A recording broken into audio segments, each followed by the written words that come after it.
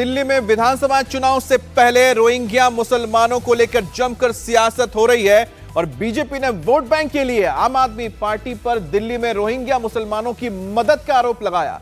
तो अब आम आदमी पार्टी ने पलटवार किया है। आपने कहा है कि उनकी सरकार दिल्ली के लोगों का हक रोहिंग्या को नहीं देने देगी। इस पर आम आदमी पार्टी और बीजेपी आमने सामने हैं, लेकिन पूरे देश में अवैध रोहिंग्या मुसलमानों के खिलाफ एक्शन चल रहा है। असम के सीएम हेमंता ने अवैध घुसपैठियों के खिलाफ जंग छेड़ रखी है और योगी के आदेश के बाद अब तो उत्तर प्रदेश में भी एक्शन शुरू हो गया है। अलीगढ़ में फर्जी दस्तावेज के साथ वहां पर रह रहे बांग्लादेशी दंपति को गिरफ्तार किया गया है। वहीं पर महाराष्ट्र में पुलिस शहर शहर रोहिंग्या मुसलमानों और बांग्लादेशियों की धरपकड़ कर रही है। महाराष्ट्र में किन किन शहरों में अवैध बांग्लादेशी घुसपैठियों पर एक्शन हुआ है, हम आपको विस्तार से बताएंगे, लेकिन उससे पहले आपको दिल्ली में मचे घमासान की खबर बताते हैं।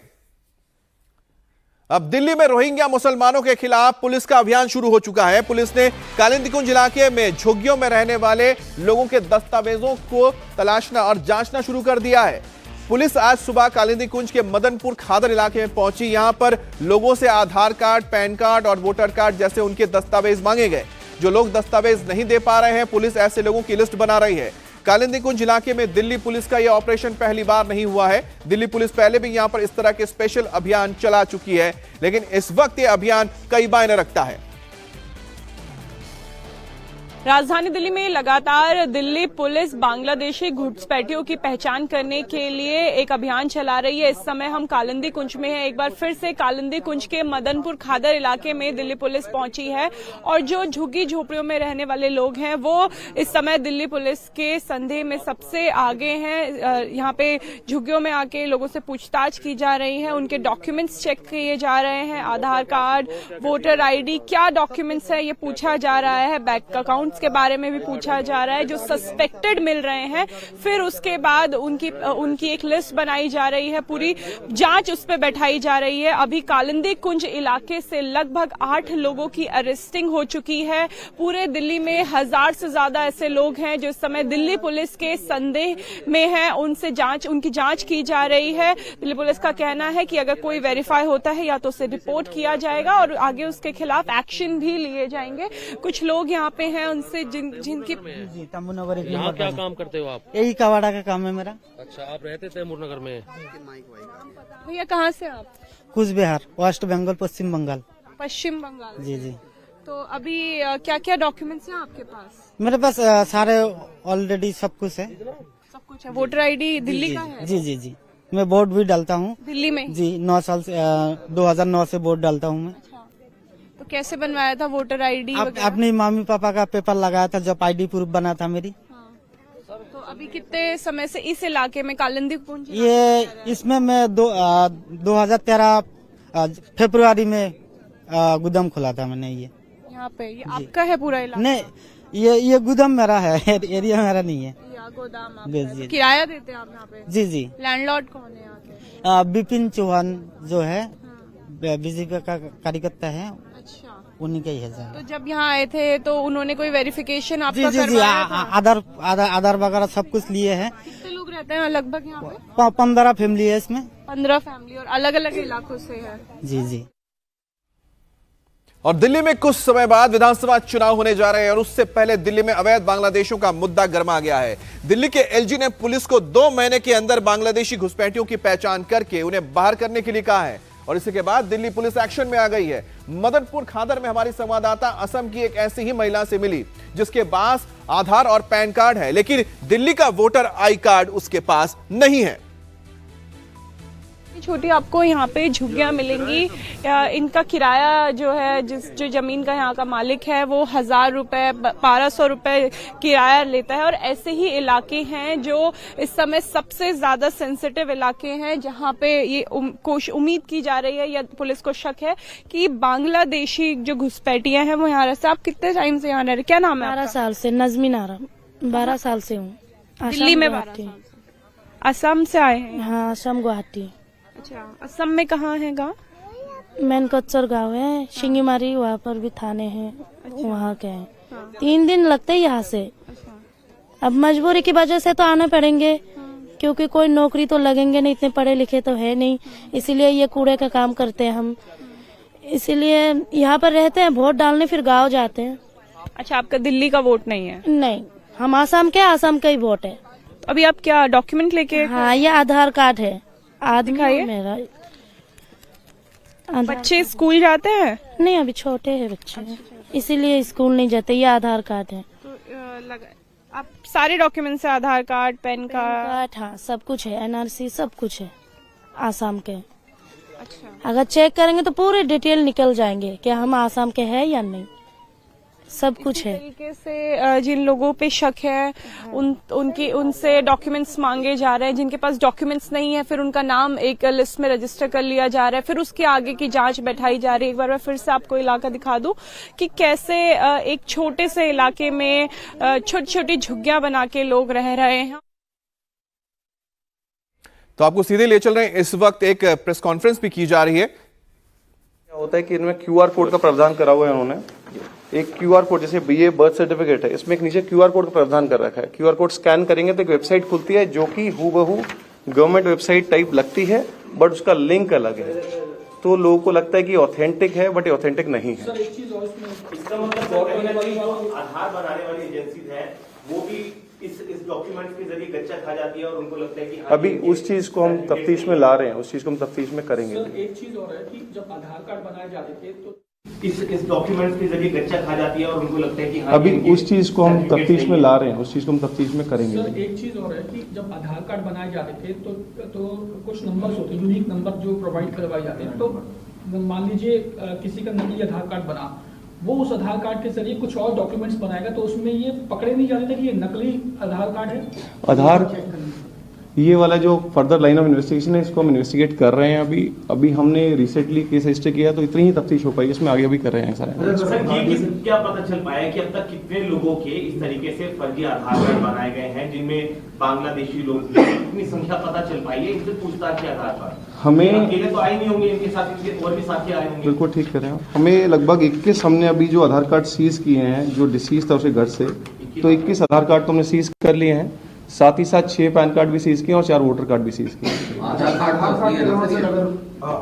के अलावा आम आदमी पार्टी बीजेपी ब्लेम भी कर रही है आम आदमी पार्टी पे कि वोटर कार्ड बड़ी संख्या में बन गए हैं। तो क्या इस ग्रुप का इससे कोई कनेक्शन है कि वोटर तो अभी वो पार्ट ऑफ इन्वेस्टिगेशन है, अभी it's too early to comment. Sir एक चीज और जो वापस आधार कार्ड का सवाल है कि जो सर जो यूनिक नंबर होता था, क्या वो सर असली आदमी का यूनिक नंबर हुआ करता था या कोई फर्जी नंबर को पब्लिश कर दिया? वो यूनिक नंबर इन्हीं आदमियों की फोटो के साथ होता था, इन्हीं के डॉक्यूमेंट्स लगते थे। वो यूनिक नंबर इन्हीं को ये लोग खुद यूज करते थे उसके नोट। आधार कार्ड मतलब असली होता है? आधार कार्ड असली होता है, ये लोग नकली हैं जो नकली सर्टिफिकेट्स यूज किए हैं उसमें। जंगल क्या डंगी रूट से ये लोग आते थे? पूरा इनका जो रूट था इंटरनेशनल से यहाँ दिल्ली तक आने का, वो रूट क्या था जंगल का? जो वो जंगल से आते हैं जो उन्होंने बताया, फिर कोई बाइक पे मदद करता है और बाइक पे जो बंदा मिलता है उनको एक कुछ सिम कार्ड और कुछ पैसे देता है, फिर वो ट्रैवल करके दिल्ली पहुंच जाते हैं हम लोग। तो सर ये क्या सीक्वेंस है? क्योंकि एक साथ तो पॉसिबल होता नहीं है, तो क्या ये कुछ ट्रांचेस में छोटे टुकड़ों में आते हैं, 3-3 4-4 लोग, जैसे इनके लिंक्स जो है उनको फिर फर्दर बुला लेते हैं। वो सब चल रहा है, उस पार्ट को इन्वेस्टिगेट कर रहे हैं। ये काम है छोटे छोटे, जैसे हमारे ये किन्होंने दुकान खोल रखी है, कोई ब्यूटी पार्लर खोल रखा है, कोई मिस्त्री का काम कर रहा है, इस टाइप के काम कर रहे हैं। क्रिमिनल एक्टिविटी में इन्वॉल्व तो नहीं थे, बट ये वाले इस टाइप के काम कर रहे थे। और कुछ लोग प्रोस्टिट्यूशन में भी इन्वॉल्व थे। सर ये जो 5 बांग्लादेशी पकड़े गए हैं, तो क्या इनका कोई यहाँ पर कोई क्रिमिनल रिकॉर्ड है? क्या किसी वारदात में शामिल थे या फिर? और ये मर्डर कब हुआ? ये मर्डर हुआ नवंबर के महीने में मर्डर हुआ था। अच्छा, वो पुलिस कनेक्टिंग में बता दीजिए क्या इंसिडेंट? और ये सेंटो शेख क्या इंडियन था या बांग्लादेशी था? ये सेंटो शेख इंडियन था। इसने ये एक प्रोस्टिट्यूशन रैकेट चला रहा था दिल्ली के एनसीआर में, ये लोग प्रोवाइड करते थे। लगभग अक्टूबर 20 तारीख को हमारे पास सेंटो शेख के मर्डर की इंटीमेशन आती है। उसका जो पीएम होता है तो मालूम चलता है इसका स्ट्रैंगुलेशन हुआ है। इस पर हमने मर्डर केस रजिस्टर किया और जो घर में ही 4 लोग ये काम करते थे, इन पर शक जाहिर हुआ, तो डिटेल्ड इंटरव्यूशन मालूम चला कि इन लोगों ने उसका मर्डर किया है। तो दिल्ली पुलिस की ओर से इन्वेस्टिगेशन जारी है और किस तरह से फर्जी आधार कार्ड या फिर पहचान पत्र बनाकर ये बांग्लादेशी घुसपैठिए भारत में रह रहे थे, उसके पूरे एक एक कड़ी को देखा जा रहा है और ये तार कहां तक जाते हैं उसकी इस वक्त शिनाख्त की जा रही है। बीजेपी सांसद मनोज तिवारी ने बांग्लादेशी घुसपैठियों और रोहिंग्याओं के मुद्दे पर आम आदमी पार्टी पर निशाना साधा है। मनोज तिवारी ने कहा ऐसे लोगों की जड़ों की जांच होनी चाहिए। मनोज तिवारी ने कहा कि जिस तरह से केजरीवाल अवैध घुसपैठियों के मुद्दे पर चुनाव आयोग गए हैं। हमें पूरा विश्वास है कि इस गिरोह के तार केजरीवाल और उनके विधायकों से जुड़े हुए हैं। इन लोगों के ऊपर देशद्रोह का आरोप चलना चाहिए, इन लोगों के ऊपर देशद्रोह का केस चलना चाहिए और ऐसे लोगों को कहीं से भी नहीं बख्शा जाना चाहिए। हमारे देश के तमाम हिंदू, मुसलमान, सिख, ईसाई, बौद्ध, जैन, पारसी, गरीब, मध्यम वर्गीय, झुग्गी वाले, अनऑथराइज कॉलोनी के लोग, हमारे देश के लोगों को उनका हक छीनने वाला ये कार्य है और निश्चित रूप से इनके जड़ों की जांच होनी चाहिए, क्योंकि जिस प्रकार से अरविंद केजरीवाल चुनाव आयोग तक गए हैं इलीगल घुसपैठियों का वोट रुकवाने, हमें पूरा विश्वास है कि इस गैंग का लिंक अरविंद केजरीवाल और उनके विधायकों तक जरूर होगा। और इस बीच दिल्ली सरकार ने राजधानी के स्कूलों में बांग्लादेश के घुसपैठियों को लेकर बड़ा कदम उठाया है। दिल्ली सरकार के शिक्षा निदेशालय ने आदेश जारी किया है कि अवैध बांग्लादेशी प्रवासियों का स्कूलों में दाखिला हर हाल में रोका जाए। इस आदेश में शिक्षा निदेशालय ने कहा है कि यह प्रवेश प्रक्रिया के दौरान छात्रों के दस्तावेजों की सख्ती से जांच की जानी चाहिए, जिससे कि अवैध बांग्लादेशी प्रवासियों को एडमिशन ना मिले। अगर किसी छात्र को लेकर शक होता है तो पुलिस और राजस्व अधिकारियों से संपर्क किया जाए।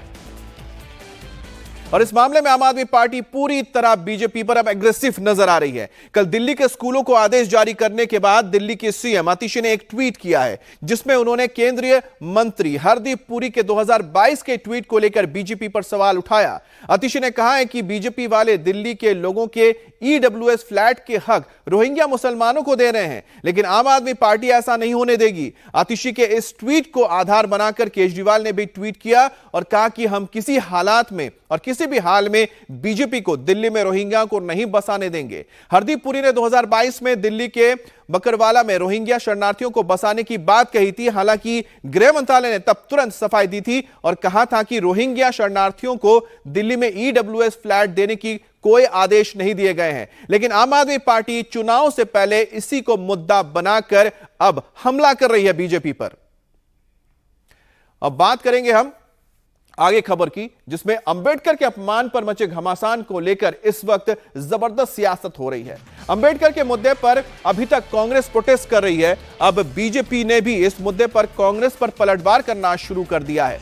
बीजेपी के मुख्यमंत्री इस मुद्दे पर प्रेस कॉन्फ्रेंस करके कांग्रेस को कटघरे में खड़ा करेंगे। यूपी के सीएम योगी आदित्यनाथ, महाराष्ट्र के सीएम देवेंद्र फडणवीस, असम के सीएम हेमंत बिस्वा शर्मा और मध्य प्रदेश के सीएम मोहन यादव इस मुद्दे पर आज प्रेस कॉन्फ्रेंस करने जा रहे हैं।